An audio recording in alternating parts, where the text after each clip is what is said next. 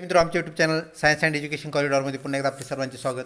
BEd CET 2023 जी की अत्यंत जवळ आलेली आहे, या संदर्भातील आपण सुपर 50 प्रश्नावली सामान्य ज्ञान पाहत आहोत. म्हणजेच विद्यार्थी मित्रो, जनरल नॉलेजचे तब्बल 50 प्रश्न आपण या व्हिडिओमध्ये पाहणार आहोत. तत्पूर्वी आपण जर आमच्या चॅनलवरती नवीन असाल तर कृपया या चॅनलला सबस्क्राईब करा व व्हिडिओ आवडल्यास नक्कीच लाईक करा. तर चला पाहूया आजचा आपला पहिला प्रश्न. प्रश्न पहिला विद्यार्थी मित्रो, मेरी कोम हे नाव कोणत्या खेळाशी निगडीत आहे? 1 कुस्ती, 2 कबड्डी, 3 बॅडमिंटन, 4 मुष्टियुद्ध. तर विद्यार्थी मित्रो, मुष्टियुद्ध ज्याला आपण बॉक्सिंग असं म्हणत असतो, तर बॉक्सिंग या खेळाशी मेरी कोम हे नाव निगडीत आहे हे आपणास माहीत आहे. त्यानंतर विद्यार्थी मित्रो, प्रश्न क्रमांक 2, महाराष्ट्रातील राज्य कर्मचाऱ्यासाठी कोणता संगणक कोर्स आवश्यक आहे? 1 टॅली, 2 MSCIT, 3 C++, 4 विंडोज 98. विद्यार्थी मित्रो, ऑप्शन 2 MSCIT हा जो कोर्स आहे हा सर्व राज्य कर्मचाऱ्यासाठी आपल्या महाराष्ट्र शासनाने कंपल्सरी केलेला आहे. ऑप्शन 2 करेक्ट उत्तर होय.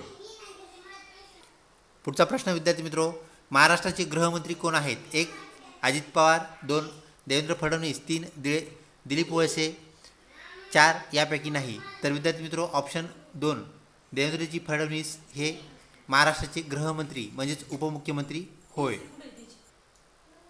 विद्यार्थी मित्रो, प्रश्न क्रमांक 3 नंतर प्रश्न 4,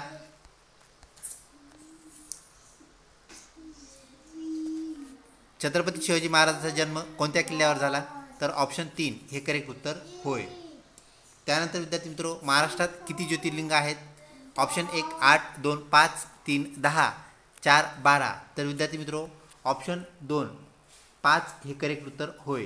त्यापैकी विद्यार्थी मित्रो, 3 ज्योतिर्लिंग हे मराठवाडा विभागामध्ये आहेत, ते म्हणजेच औंढा नागनाथ, घृष्णेश्वर व परळी वैजनाथ हे 3 ज्योतिर्लिंग मराठवाड्यात आहेत. उर्वरित राहिलेले 2 जे आहेत विद्यार्थी मित्रो, ते भीमाशंकर तसेच त्र्यंबकेश्वर नाशिक जिल्ह्यामध्ये आपल्याला पाहायला मिळतात. तर एकूण 5 महाराष्ट्रामध्ये आपल्याला ज्योतिर्लिंग पाहायला मिळतात. ऑप्शन 2 करेक्ट उत्तर होय. पुढचा प्रश्न विद्यार्थी मित्रो, राष्ट्रपती पद उमेदवारासाठी किमान वयोमर्यादा किती वर्ष आहे? 1 30 वर्ष, 2 25 वर्ष, 3 35 वर्ष, 4 45 वर्ष. विद्यार्थी मित्रो, ही बाब आपण लक्षात ठेवावी. ऑप्शन 3 35 वर्ष ही राष्ट्रपती पदासाठी उमेदवारी अर्ज भरताना पात्रता आहे. तर विद्यार्थी मित्रो, आमदार म्हणजे ज्याला आपण MLA असं म्हणत असतो, त्यासाठी 25 वर्षाची पात्रता आहे. म्हणजे 25 वर्षापेक्षा कमी वय जर असेल तर आमदारकीचा फॉर्म आपल्याला भरता येत नाही. पुढचा प्रश्न विद्यार्थी मित्रो, मानवी हृदयास किती कप्पे असतात? 1 5 कप्पे, 2 3 कप्पे, 3 4 कप्पे आणि 4 2 कप्पे. विद्यार्थी मित्रो, ऑप्शन 3 4 कप्पे हे आपलं करेक्ट उत्तर होय. त्यानंतर पुढचा प्रश्न विद्यार्थी मित्रो, मानवास एकूण किती मूलद्रव्ये ज्ञात आहेत? विद्यार्थी मित्रो, मूलद्रव्य म्हणजे आपल्याला माहीत आहे, ज्याला आपण एलिमेंट असं म्हणत असतो, तर त्यांची एकूण संख्या किती, ज्ञात मूलद्रव्याची संख्या किती, असा हा प्रश्न. ऑप्शन 1 100 मूलद्रव्य, 2 111, 3 118 आणि 4 108. विद्यार्थी मित्रो, मानवाला एकूण 118 मूलद्रव्ये ज्ञात आहेत. त्यापैकी मानवनिर्मित मूलद्रव्य व नैसर्गिक मूलद्रव्ये अशी त्याची विभागवारी आहे, हे आपणास माहीत आहे. ऑप्शन 3 118 करेक्ट उत्तर होय. त्यानंतर पुढचा प्रश्न, भारतात रेल्वे केव्हा धावली? 1 1935ला, 2 1960ला, 3 1953ला आणि 4 1947ला. विद्यार्थी मित्रो, ऑप्शन 3 1953ला पहिली रेल्वे भारतामध्ये धावली, ती म्हणजेच मुंबई ठाणे या 2 रेल्वे स्टेशन दरम्यान. ही बाब आपण लक्षात ठेवावी. तसेच विद्यार्थी मित्रो, 1935ला भारतीय रिझर्व्ह बँकेची स्थापना झाली, 1960ला महाराष्ट्र राज्याची स्थापना झाली आणि 1947ला आपला देश स्वतंत्र झाला.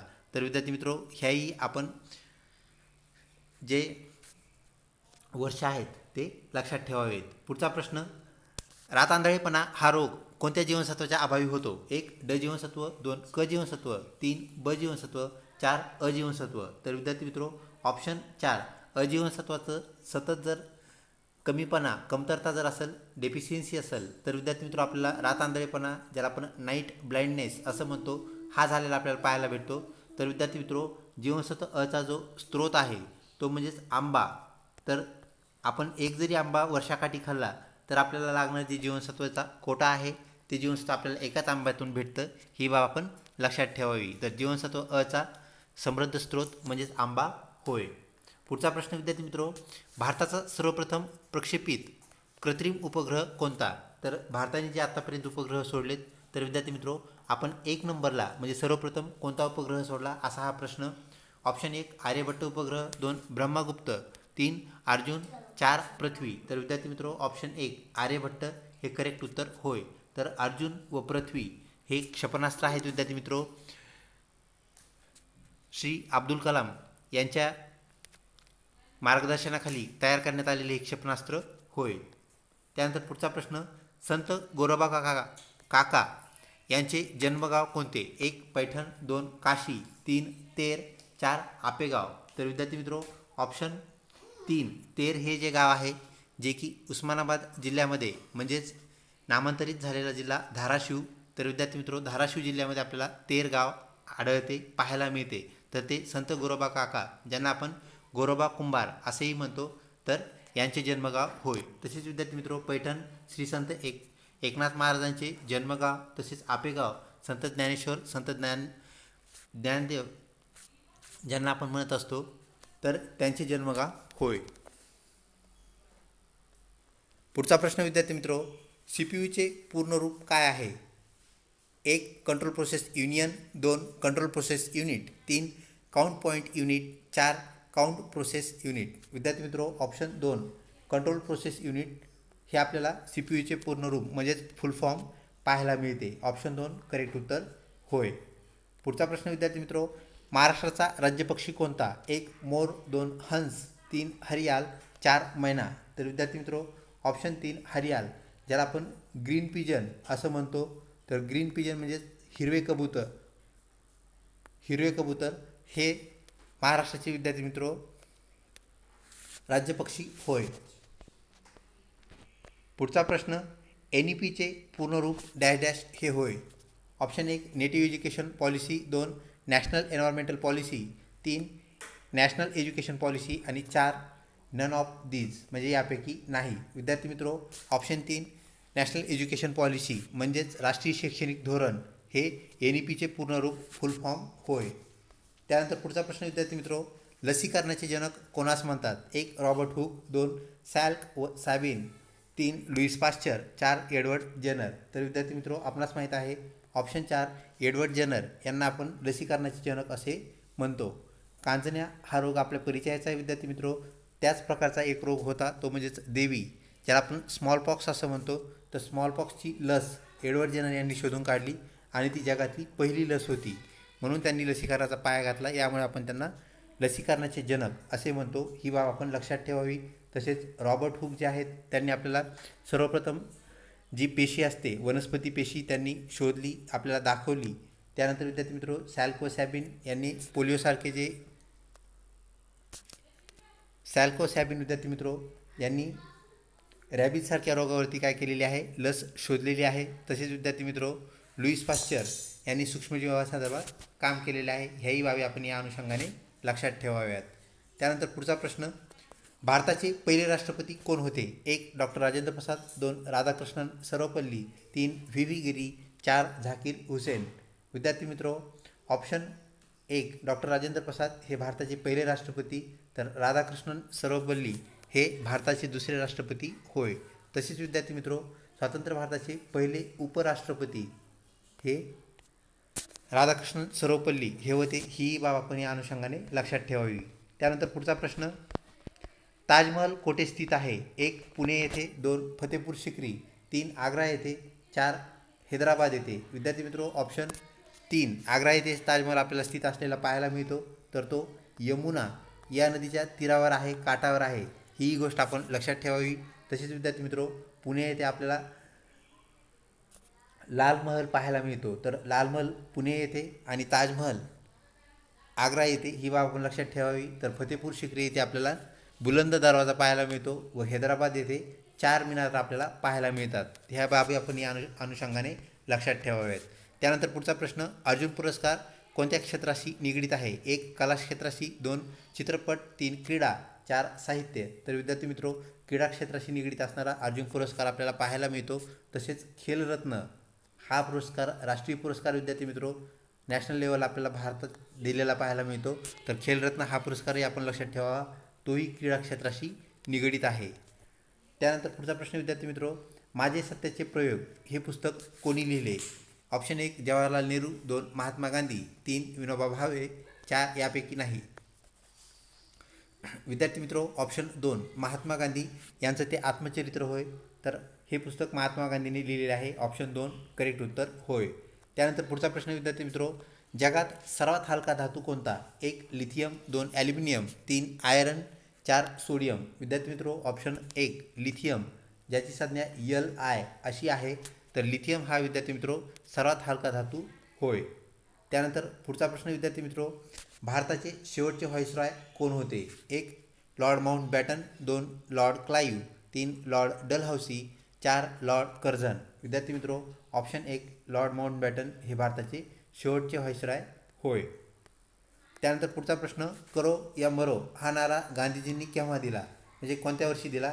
1 1920ला, 2 1942ला, 3 सन 1900ला आणि 4 सन 1935ला. विद्यार्थी मित्रो, ऑप्शन 2 1942ला गांधीजींनी करो या मरो म्हणजे शेवटची हाक भारतीयांना दिली होती. तर ऑप्शन 2 1942 करेक्ट वर्ष होय. त्यानंतर विद्यार्थी मित्रो, 1920ला लोकमान्य टिळकांचा मृत्यू झाला. तर टिळक युग तिथे संपले. ही बाब या अनुषंगाने आपण लक्षात ठेवावी. त्यानंतर पुढचा प्रश्न विद्यार्थी मित्रो, आदर्श गाव ही संकल्पना कोणाची आहे? 1 बाबा आमटे यांची, 2 विनोबा भावे यांची, 3 महात्मा गांधींची, 4 अण्णा हजारे यांची. विद्यार्थी मित्रो, ऑप्शन 4 अण्णा हजारे यांची आदर्श गाव ही संकल्पना आपल्याला पाहायला मिळते. यात ग्राम स्वच्छता तसेच गावाशी निगडीत ज्या बाबी आहेत विद्यार्थी मित्रो, ग्रामस्तरावर जो विकास असतो तो या गोष्टीशी म्हणजे आदर्श गावाशी निगडीत आहे. तर ही संकल्पना अण्णा हजारे यांची होय. त्यानंतर पुढचा प्रश्न, शिक्षक दिन कोणत्या दिवशी साजरा करतात? 1 5 सप्टेंबर, 2 5 जून, 3 16 ऑक्टोबर, 4 8 मार्च. विद्यार्थी मित्रो, ऑप्शन 1 भारताचे दुसरे राष्ट्रपती राधाकृष्णन सर्वपल्ली यांचा जन्मदिन आपण शिक्षक दिन म्हणून साजरा करतो. ऑप्शन 1 5 सप्टेंबर करेक्ट उत्तर होय. पुढचा प्रश्न विद्यार्थी मित्रो, मनाचे श्लोक हा ग्रंथ कोणी लिहिला? 1 संत ज्ञानेश्वर, 2 संत तुकाराम, 3 संत रामदास, 4 संत चोखामेळा. तर विद्यार्थी मित्रो, ऑप्शन 3 संत रामदास हे करेक्ट उत्तर होय. त्यानंतर पुढचा प्रश्न विद्यार्थी मित्रो, WHO चे पूर्ण रूप डॅश डॅश हे होय. 1 woman health organisation, 2 whole health organisation, 3 world health organisation आणि 4 वर्ल्ड हेल्थ ऑर्गनायझेशन. विद्यार्थी मित्रो, ऑप्शन 3 वर्ल्ड हेल्थ ऑर्गनायझेशन ज्याला आपण जागतिक आरोग्य संघटना असं म्हणत असतो. तर विद्यार्थी मित्रो, ऑप्शन 3 आपलं करेक्ट उत्तर होय.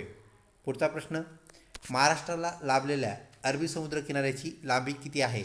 1 720 किलोमीटर, 2 500 किलोमीटर, 3 7200 किलोमीटर आणि 4 600 किलोमीटर. विद्यार्थी मित्रो, ऑप्शन 1 आपल्या मुंबई किनारपट्टीपासून तर विद्यार्थी मित्रो शेवटच्या टोकापर्यंत खाली म्हणजे आपला जितका पूर्ण कोकण आहे त्या कोकणाला जो समुद्रकिनारा कव्हर करतो लाभलेला आहे तो म्हणजे 720 किलोमीटर होय. पुढची बाब विद्यार्थी मित्रो, महाराष्ट्राची उपराजधानी कोणती आहे? 1 नागपूर, 2 मुंबई, 3 नाशिक, 4 पुणे. विद्यार्थी मित्रो, ऑप्शन 1 जे संत्र्याचं शहर संत्र्याचा जिल्हा आपण ज्याला म्हणत असतो तो म्हणजेच नागपूर ही महाराष्ट्राची उपराजधानी होय. त्यानंतर पुढचा प्रश्न, ध्वनीची तीव्रता मोजण्याचे परिणाम कोणते आहे? 1 डेसिबल, 2 न्यूटन, 3 वॅट, 4 डाईन. विद्यार्थी मित्रो, ऑप्शन 1 डेसिबल हे करेक्ट उत्तर होय. त्यानंतर पुढचा प्रश्न, जनगण मन हे गीत कोणी लिहिले? 1 रवींद्रनाथ टागोर, 2 विनोबा भावे, 3 राम गणेश गडकरी ज्याला आपण राग गडकरी असे म्हणतो.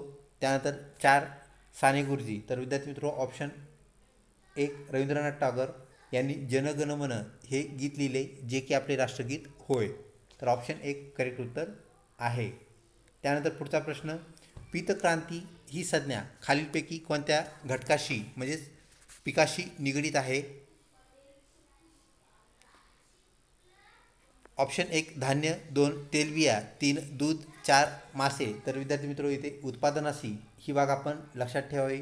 तर तेलबियांचं जे उत्पादन आहे हे वाढवण्यासाठी जी क्रांती झाली त्याला आपण पीतक्रांती असं म्हणतो. तर धान्याशी निगडीत असणारी क्रांती हरित क्रांती, दुधाशी निगडीत श्वेत क्रांती म्हणजे दुधाचा जो रंग आहे श्वेत म्हणजेच पांढरा, तर पांढऱ्या रंगाची क्रांती म्हणजेच श्वेत क्रांती.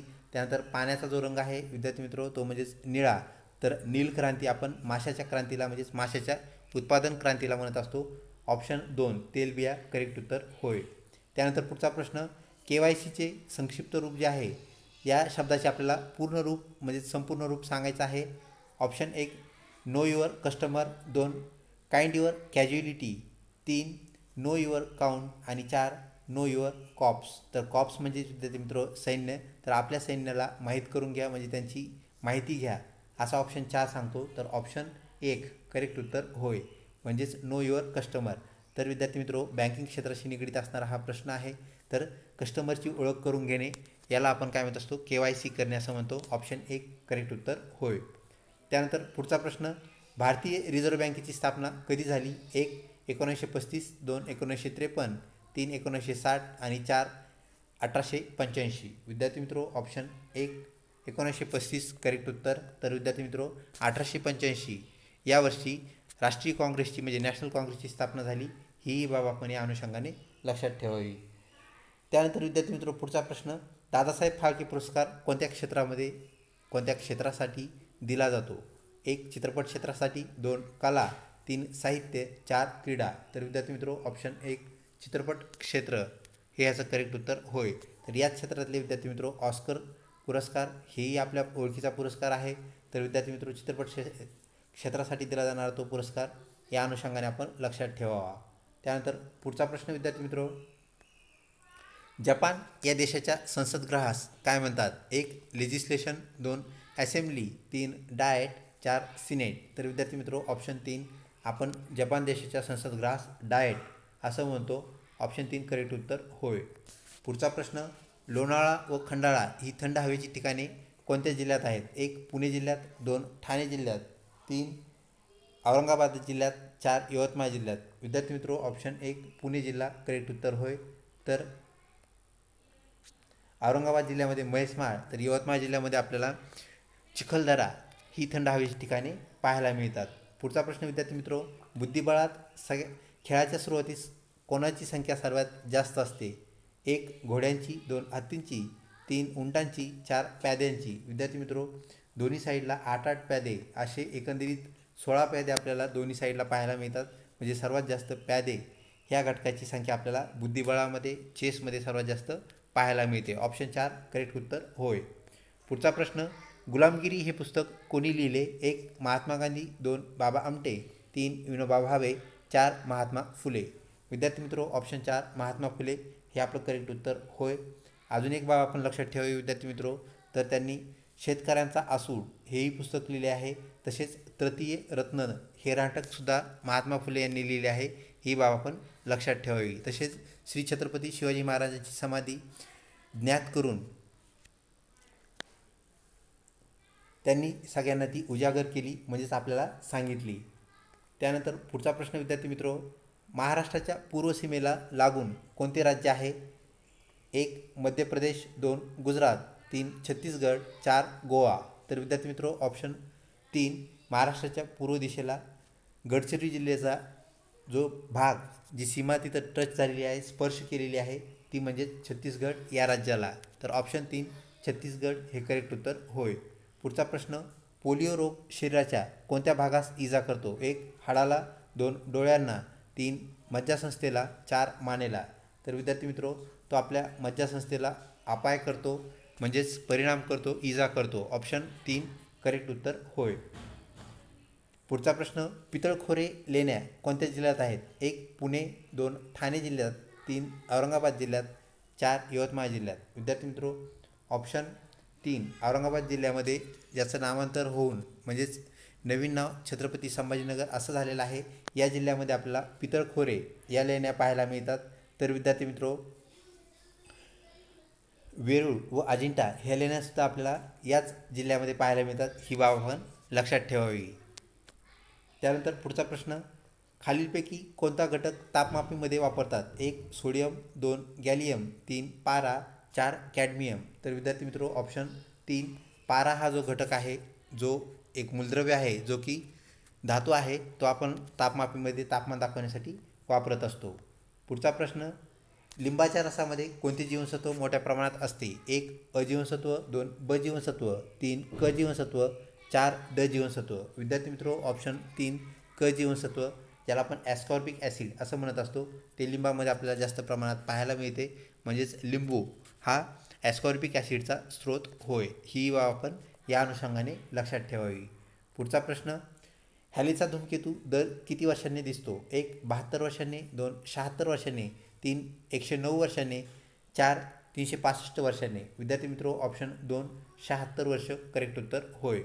पुढचा प्रश्न, भारताची गान कोकिळा कोणास म्हणतात? 1 उषा उत्तप यांना, 2 आशा भोसले यांना, 3 लता मंगेशकर, 4 अलका याग्निक. विद्यार्थी मित्रो, ऑप्शन 3 लता मंगेशकर करेक्ट उत्तर होय. पुढचा प्रश्न विद्यार्थी मित्रो, महाराष्ट्राचे पहिले मुख्यमंत्री कोण होते? 1 वसंतराव नाईक, 2 यशवंतराव चव्हाण, 3 पी के सावंत, 4 मनोहर जोशी. विद्यार्थी मित्रो, ऑप्शन 1 यशवंतराव चव्हाण हे महाराष्ट्राचे पहिले मुख्यमंत्री होय. त्यानंतर सेकंड प्रश्न विद्यार्थी मित्रो, भारताचा राष्ट्रीय खेळ कोणता? 1 हॉकी, 2 क्रिकेट, 3 कबड्डी, 4 बेसबॉल. तर ऑप्शन 1 हॉकी हा भारताचा राष्ट्रीय खेळ होय. ही बाब आपण लक्षात ठेवावी. त्यानंतर विद्यार्थी मित्रो, आजच्या प्रश्नावलीमधला शेवटचा प्रश्न, तो म्हणजेच जगातील सर्वात लांब नदी कोणती? तर विद्यार्थी मित्रो, ह्या चारही ज्या ऑप्शन आहेत त्यापैकी सर्वात लांब नदी म्हणजेच नाईल ही नदी होय. तर विद्यार्थी मित्रो, जगातील सर्वात रुंद नदी आहे ती म्हणजेच ॲमेझॉन. तर जगातील सर्वात स्वच्छ नदी म्हणजेच थेम्स नदी, जी की लंडन या शहरापासून वाहते. आणि त्यानंतर विद्यार्थी मित्रो, भारतातली सर्वात लांब नदी जी आहे ती म्हणजेच गंगा नदी होय. तर या प्रकारे विद्यार्थी मित्रो या प्रश्नांची उत्तरे आपण लक्षात ठेवावी.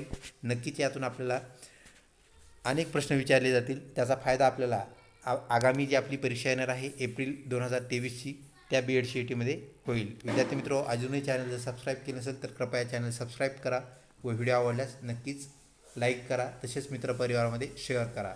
लवकरच भेटूया पुढच्या व्हिडिओमध्ये. तोपर्यंत धन्यवाद.